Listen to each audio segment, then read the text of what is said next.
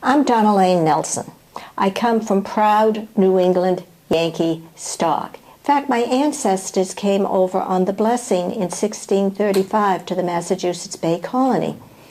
I've been a lifelong Democrat and an activist. I've often written Congress or called Congress members on issues I care about, and I have always voted. My career was working with credit unions, often helping middle-class and lower-class people with their finances. Because of FATCA, I am no longer a U.S. citizen. I had to choose between a normal financial life in Switzerland and my birth country. That decision was so painful that after I renounced, I vomited. It still hurts today. I've always paid my U.S. taxes, and in many ways, I was double taxed. I needed a specialized accountant to keep me in compliance, even though my income was low. It cost me about $1,200 a year to pay about $700 in taxes, which does show my income was limited. After FATCA was passed, my Swiss bank called me in. In the meeting, they told me if I did anything wrong, my account would be closed and I could not get another. The reason? I was American. About the same time, I began my first of 2 battles with breast cancer.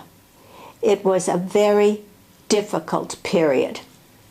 I started to research FATCA and its implications.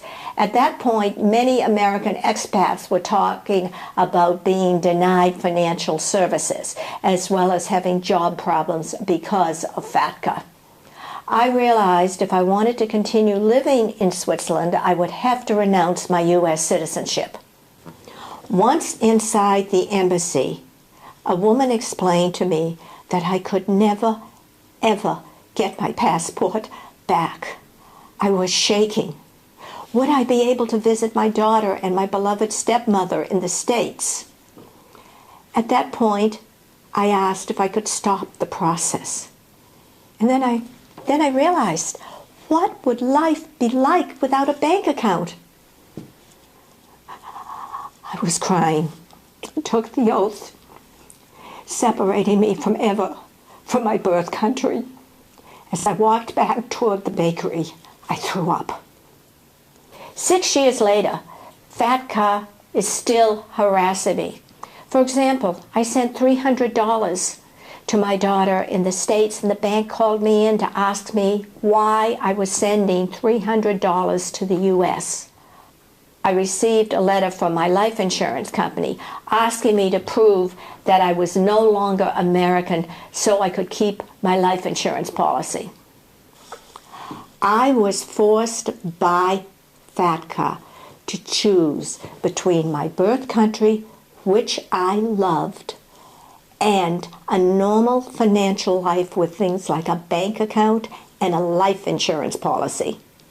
No one should have to make that decision.